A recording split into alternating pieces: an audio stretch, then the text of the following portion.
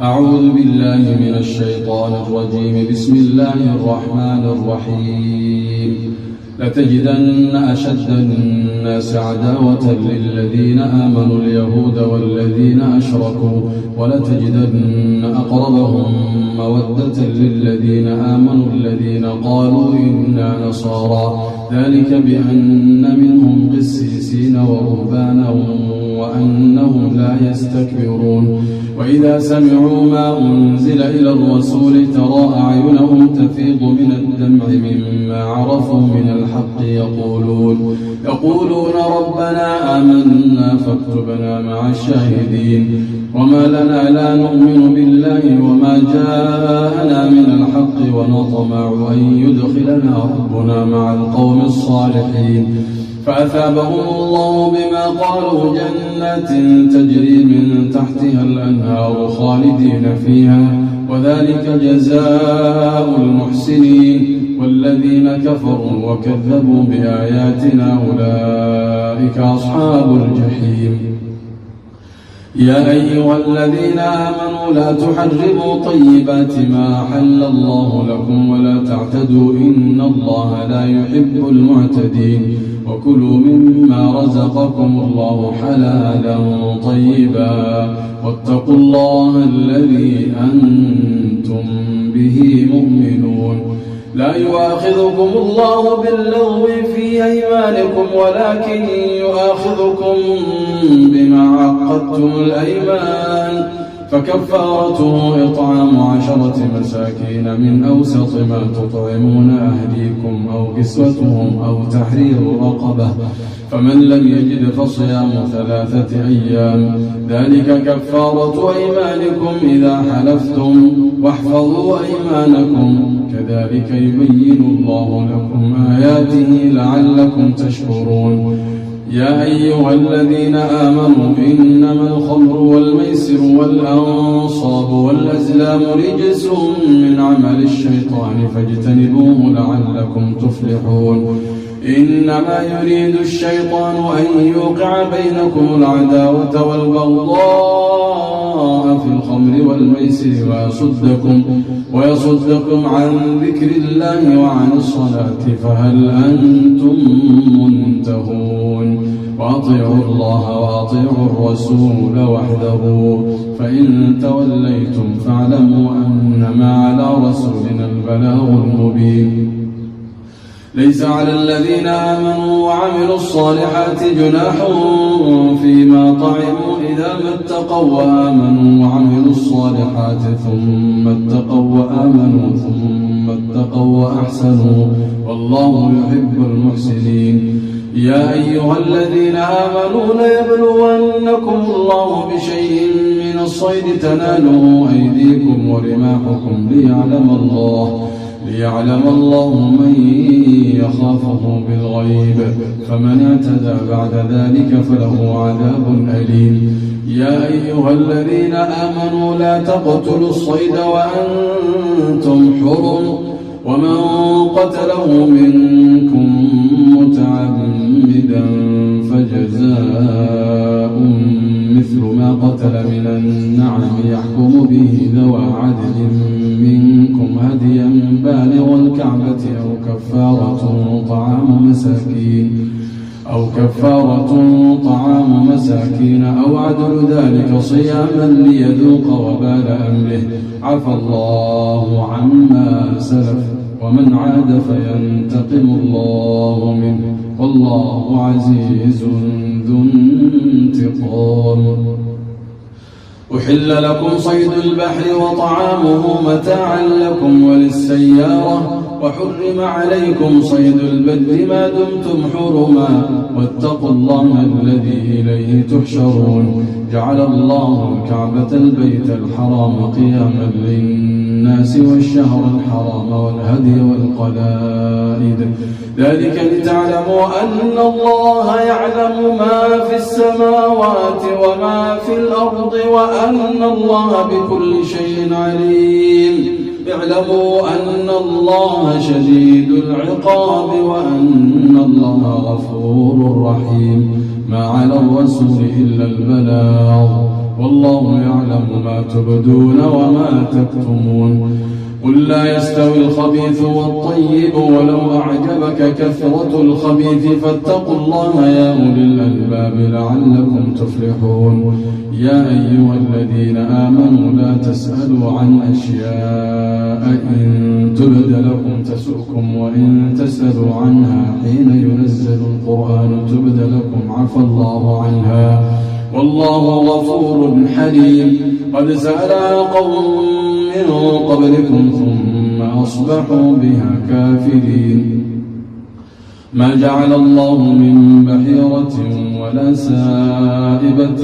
ولا وصيلة ولا حام ولكن الذين كفروا يفترون على الله الكذب وأكثرهم لا يعقلون وإذا قيل لهم تعالوا إلى ما أنزل الله وإلى الرسول قالوا حسبنا ما وجدنا عليه آباءنا أولو كان آباؤهم لا يعلمون شيئا ولا يهتدون يا أيها الذين آمنوا عليكم أنفسكم لا يضركم من ضل إذا اهتديتم إلى الله مرجعكم جميعا فينبئكم بما كنتم تعملون يا أيها الذين آمنوا شهادة بينكم إذا حضر أحدكم الموت حين الوصية اثنان ذوى عدل منكم أو آخران من غيركم إن أنتم ضربتم في الأرض فأصابتكم مصيبة الموت تحبسونهما من بعد الصلاة فيقسمان بالله إن ارتبتم لا نشتري به ثمنا ولو كان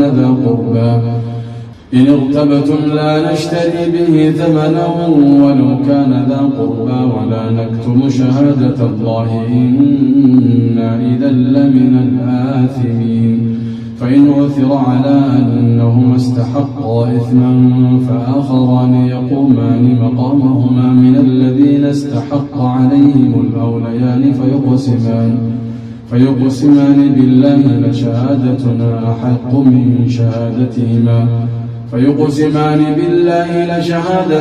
أحق من شهادتهما وما اعتدينا إنا إذا لمن الظالمين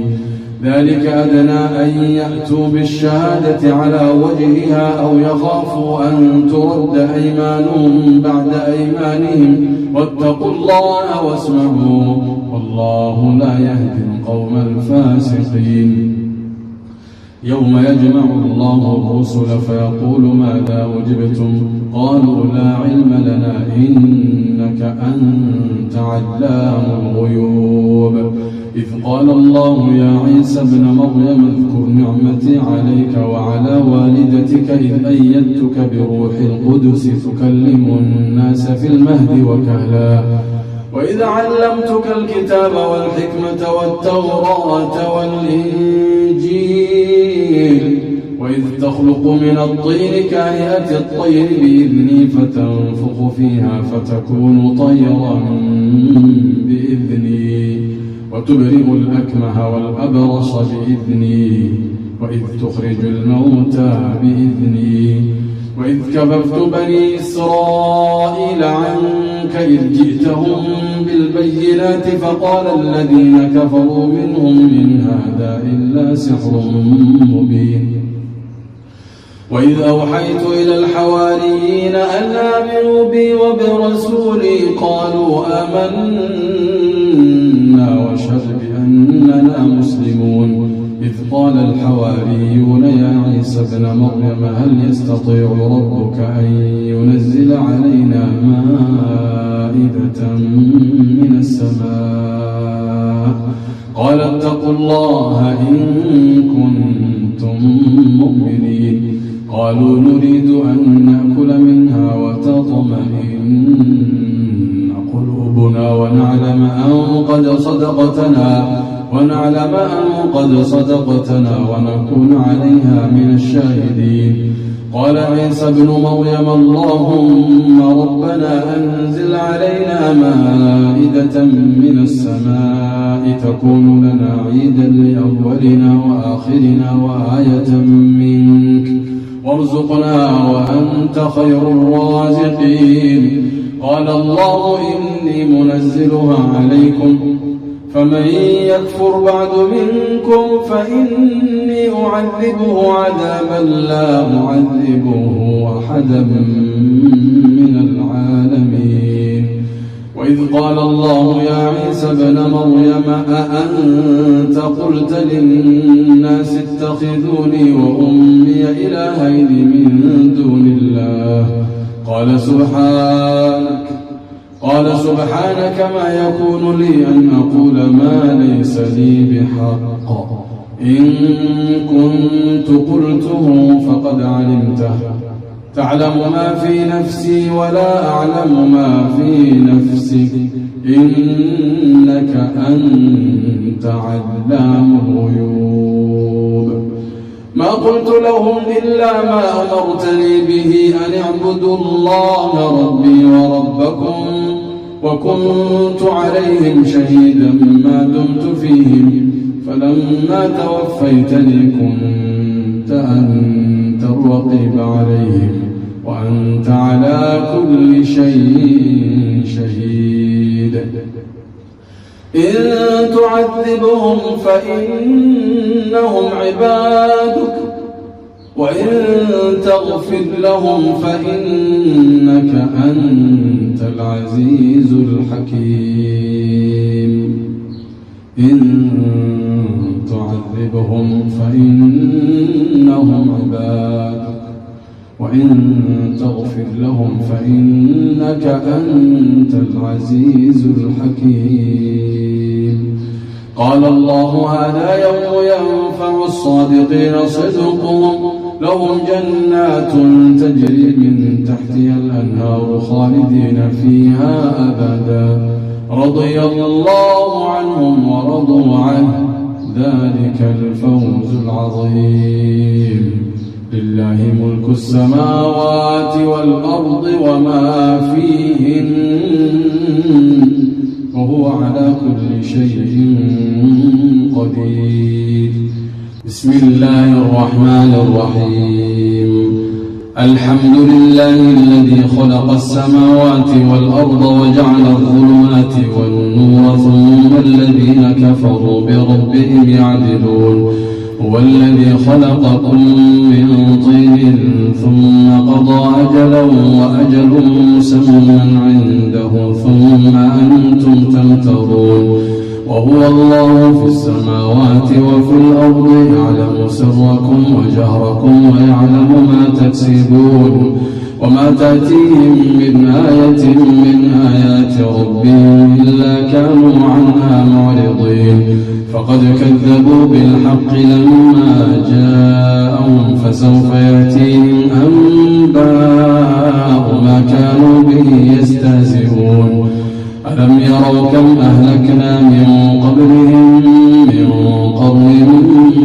مكناهم في الأرض ما لم نمكن لكم وأرسلنا السماء عليهم مدرارا وجعلنا الأنهار تجري من تحتهم فأهلكناهم بذنوبهم وأنشأنا من بعدهم قرنا آخرين. ولو نزلنا عليك كتابا في قرطاس فلمسوه بأيديهم لقال الذين كفروا إن هذا إلا سحر مبين. وقالوا لولا أنزل عليه ملك ولو أنزلنا ملكا لقضي الأمر ثم لا ينظرون. ولو جعلناه ملكا لجعلناه رجلا وللبسنا عليهم ما يلبسون. ولقد استهزئ برسل من قبلك فحاق بالذين سخروا منهم ما كانوا به يستهزئون. قل سيروا في الأرض ثم انظروا كيف كان عاقبة المكذبين. قل لمن ما في السماوات والأرض قل لله كتب على نفسه الرحمة ليجمعنكم إلى يوم القيامة لا ريب فيه الذين خسروا أنفسهم فهم لا يؤمنون وله ما سكن في الليل والنهار وهو السميع العليم قل أغير الله أتخذ وليا فاطر السماوات والأرض وهو يطعم ولا يطعم قل إني أمرت أن أكون أول من أسلم ولا تكونن من المشركين قل إني أخاف إن عصيت ربي عذاب يوم عظيم من يصرف عنه يومئذ فقد رحمه وذلك الفوز المبين وإن يمسسك الله بضر فلا كاشف له إلا هو وإن يمسسك بخير فهو على كل شيء قدير وهو القاهر فوق عباده وهو الحكيم الخبير قل أي شيء أكبر شهادة قل الله شهيد بيني وبينكم وأوحي إلي هذا القرآن لأنذركم به ومن بلغ أئنكم لتشهدون أن مع الله آلهة أخرى قل لا أشهد قل إنما هو إله واحد وإنني بريء مما تشركون الذين آتيناهم الكتاب يعرفونه كما يعرفون أبناءهم الذين خسروا أنفسهم فهم لا يؤمنون ومن أظلم ممن افترى على الله كذبا أو كذب بآياته إنه لا يفلح الظالمون ويوم نحشرهم جميعا ثم نقول للذين أشركوا أين شركاؤكم الذين كنتم تزعمون ثم لم تكن فتنتهم إلا أن قالوا والله ربنا ما كنا مشركين انظر كيف كذبوا على أنفسهم وضل عنهم ما كانوا يفترون ومنهم من يستمع إليك وجعلنا على قلوبهم أكنة أن يفقهوه وفي آذانهم وقرا وإن يروا كل آية لا يؤمنوا بها حتى إذا جاءوك يجادلونك يقول الذين كفروا إن هذا إلا أساطير الأولين وهم ينهون عنه وينأون عنه وإن يهلكون إلا أنفسهم وما يشعرون ولو ترى إذ وقفوا على النار فقالوا يا ليتنا نرد ولا نكذب بآيات ربنا ونكون من المؤمنين بل بدا لهم ما كانوا يخفون من قبل ولو ردوا لعادوا لما نهوا عنه وإنهم لكاذبون وقالوا إن هي إلا حياتنا الدنيا وما نحن بمبعوثين ولو ترى إذ وقفوا على ربهم قال أليس هذا بالحق قالوا بلى وربنا قال فذوقوا العذاب بما كنتم تكفرون قد خسر الذين كذبوا بلقاء الله حتى إذا جاءتهم الساعة بغتة قالوا يا حسرتنا على ما فرطنا فيها وهم يحملون أوزارهم على ظهورهم ألا ساء ما يزرون وما الحياة الدنيا إلا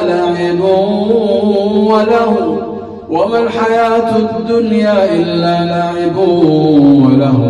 وللدار الآخرة خير للذين يتقون أفلا تعقلون قد نعلم إنه ليحزنك الذي يقولون فإنهم لا يكذبونك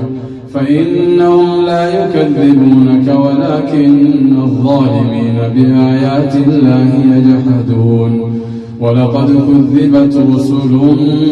من قبلك فصبروا على ما كذبوا وأوذوا حتى أتاهم نصرنا ولا مبدل لكلمات الله ولقد جاءك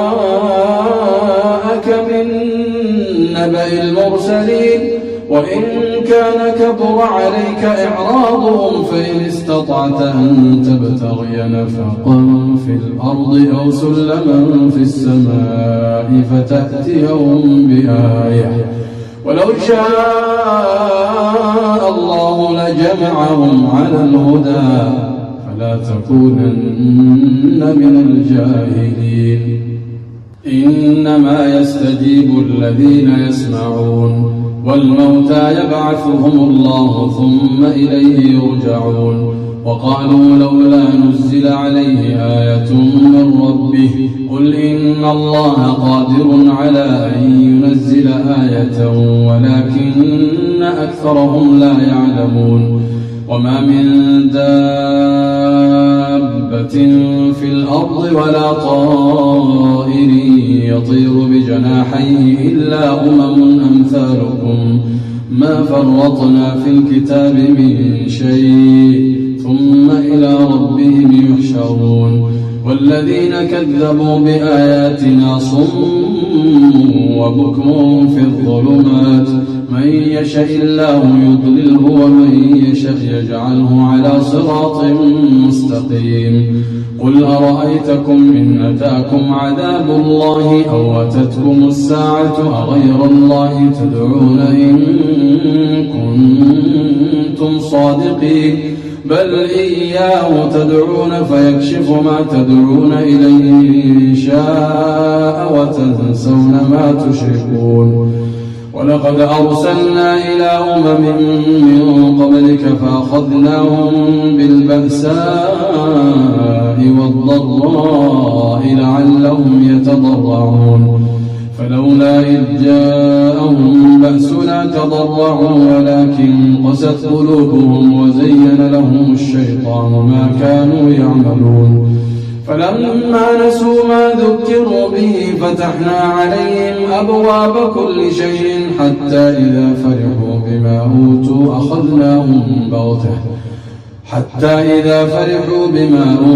أخذناهم بغتة فإذا هم مبلسون فقطع دابر القوم الذين ظلموا والحمد لله رب العالمين قل أرأيتم إن أخذ الله سمعكم وأبصاركم وختم على قلوبكم من إله غير الله يأتيكم به انظر كيف نصرف الآيات ثم هم يصدفون قل أرأيتكم إن أتاكم عذاب الله بغتة أو جهرة هل يهلك إلا القوم الظالمون وما نرسل المرسلين إلا مبشرين ومنذرين فمن آمن وأصلح فلا خوف عليهم ولا هم يحزنون والذين كذبوا بآياتنا يمسهم العذاب بما كانوا يفسقون قل لا أقول لكم عندي خزائن الله ولا أعلم الغيب ولا أقول لكم إني ملك إن أتبع إلا ما يوحى إلي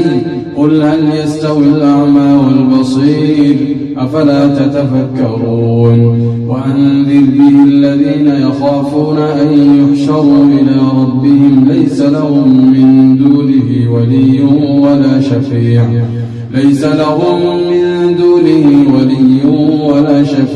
لعلهم يتقون ولا تطرد الذين يدعون ربهم بالغداة والعشي يريدون وجهه ما عليك من حسابهم من شيء وما من حسابك عليهم من شيء فتطردهم فتكون من الظالمين وكذلك فتنا بعضهم ببعض ليقولوا أهؤلاء من الله عليهم من بيننا أليس الله بأعلم بالشاكرين وإذا جاءك الذين يؤمنون بآياتنا فقل سلام عليكم كتب ربكم على نفسه الرحمة أنه من عمل منكم سوءا بجهالة ثم تاب من بعده وأصلح فإنه غفور رحيم وكذلك نفصل الآيات ولتستبين سبيل المجرمين قل إني نريد أن أعبد الذين تدعون من دون الله قل لا أتبع أهواءكم قد ضللت إذا وما أنا من المهتدين قل إني على بينة من ربي وكذبتم به ما عندي ما تستعجلون به إن الحكم إلا لله يقص الحق وهو خير الفاصلين قل لو أن عندي ما تستعجلون به لقضي الأمر بيني وبينكم والله أعلم بالظالمين وعنده مفاتح الغيب لا يعلمها إلا هو ويعلم ما في البر والبحر وما تسقط من ورقة إلا يعلمها ولا حبة في ظلمات الأرض ولا رطب ولا يابس إلا في كتاب مبين وهو الذي يتوفاكم بالليل ويعلم ما جرحتم بالنهار ثم يبعثكم فيه ليقضى أجل مسمى ثم إليه مرجعكم ثم ينبئكم بما كنتم تعملون وهو القاهر فوق عباده ويرسل عليكم حفظة حتى إذا جاء أحدكم الموت توفته رسلنا وهم لا يفرطون ثم ردوا إلى الله مولاهم الحق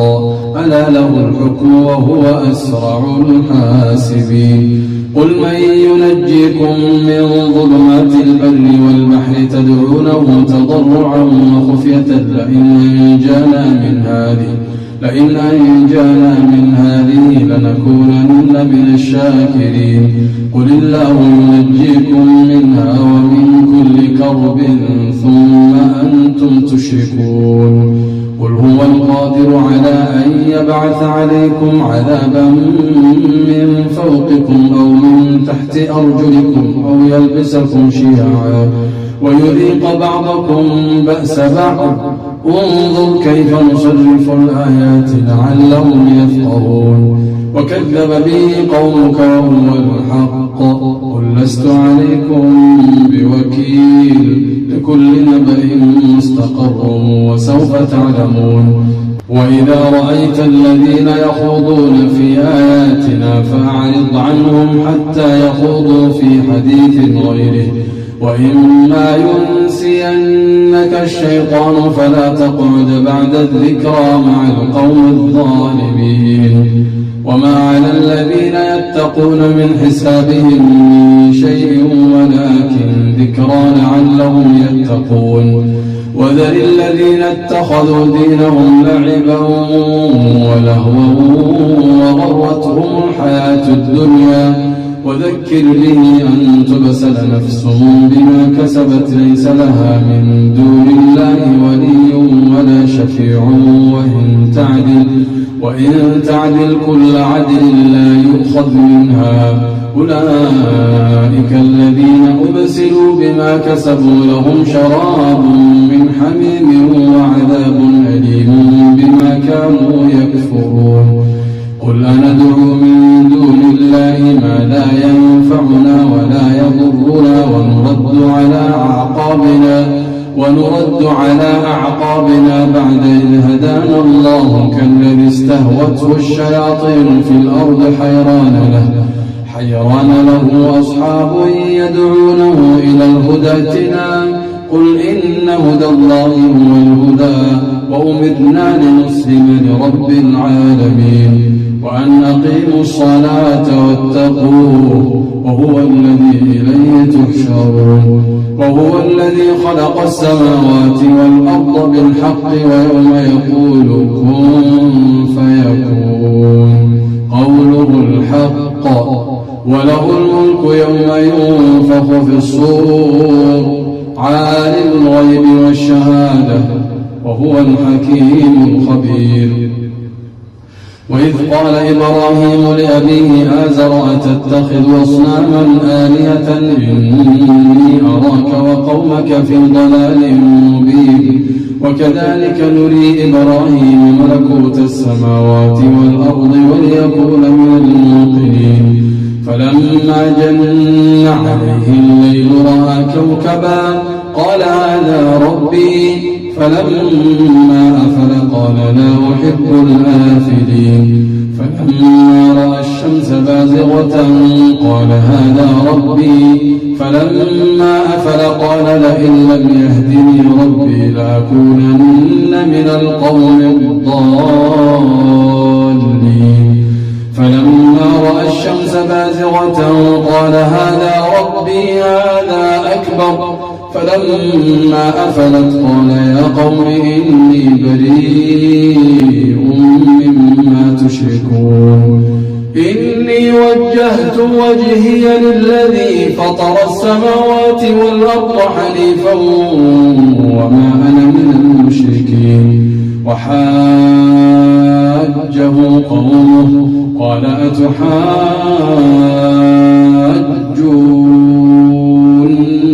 في الله وقد هدان ولا أخاف ما تشركون به إلا أن يشاء ربي شيئا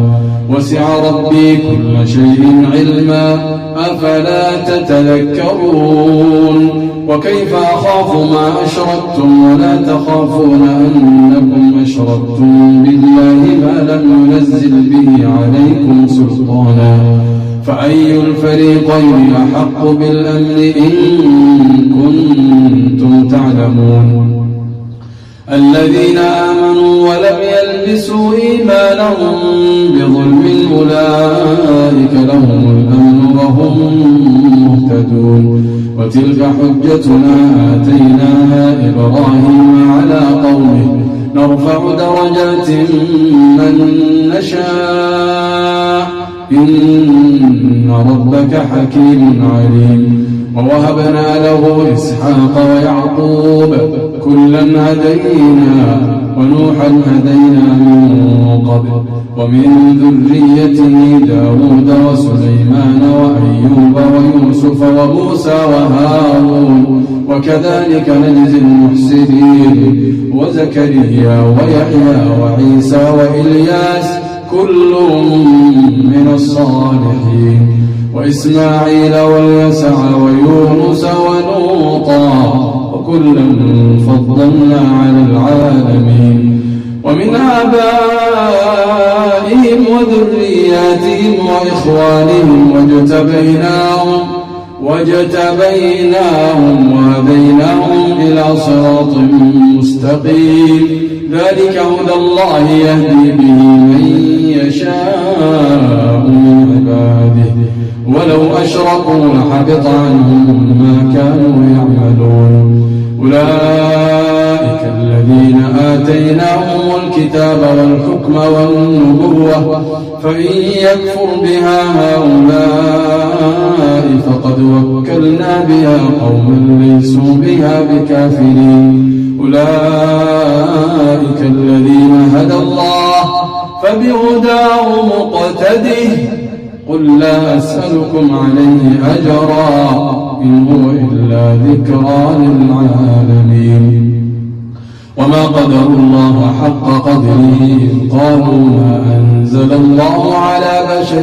من شيء قل من أنزل الكتاب الذي جاء به موسى نورا وهدى للناس فجعلونه قراطيس تبدونها وتخفون كثيرا وعلمتم ما لم تعلموا أنتم ولا آباؤكم قل الله ثم ذرهم في خوضهم يلعبون وهذا كتاب أنزلناه مبارك مصدق الذي بين يديه ولتنذر أم القرى ومن حولها والذين يؤمنون بالآخرة يؤمنون به وهم على صلاتهم يحافظون ومن أظلم ممن افترى على الله كذبا أو قال أوحي إلي ولم يوحى إليه شيء ومن قال سأنزل مثل ما أنزل الله ولو ترى إذ الظالمون في غمرات الموت والملائكة باسطوا أيديهم أخرجوا أنفسكم اليوم تجزون عذاب الهون بما كنتم تقولون على الله غير الحق وكنتم عن آياته تستكبرون ولقد جئتمونا فرادا كما خلقناكم أول مرة وتركتم ما خولناكم وراء ظهوركم وما نرى معكم شفعاءكم الذين زعمتم أنهم فيكم شركاء لقد تقطع بينكم وضل عنكم ما كنتم تزعمون إن الله فالق الحب والنوى يخرج الحي من الميت ومخرج الميت من الحي ذلكم الله فأنى تؤفكون فالق الإصباح وجعل الليل سكنا والشمس والقمر حسبانا ذلك تقدير العزيز العليم وهو الذي جعل لكم النجوم لتهتدوا بها في ظلمات البر والبحر قد فصلنا الآيات لقوم يعلمون وهو الذي أنشأكم من نفس واحدة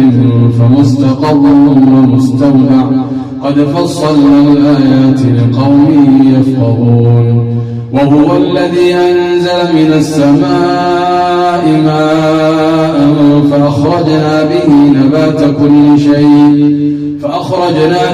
نبات كل شيء فأخرجنا منه خضرا نخرج منه حبا متراكبا ومن النخل من طلعها قنوان دانية وجنات من أعناب والزيتون والرمان مشتبها وغير متشابه انظروا إلى ثمره إذا أثمر وينعه إن في ذلكم لآيات لقوم يؤمنون وجعلوا لله شركاء الجن وخلقهم وخرقوا له بنين وبنات بغير علم سبحانه وتعالى عما يصفون بديع السماوات والأرض أنى يكون له ولد ولم تكن له صاحبة وخلق كل شيء وهو بكل شيء عليم ذلكم الله ربكم لا إله إلا هو ذلكم الله ربكم لا إله إلا هو خالق كل شيء فاعبدوه وهو على كل شيء وكيل لا تدركه الأبصار وهو يدرك الأبصار وهو اللطيف الخبير قد جاءكم بصائر من ربكم فمن أبصر فلنفسه ومن عمي فعليها وما أنا عليكم بحفيظ وكذلك نصرف الآيات وليقولوا درست ولنبينه لقوم يعلمون اتبع ما أوحي إليك من ربك لا إله إلا هو وأعرض عن المشركين ولو شاء الله ما أشركوا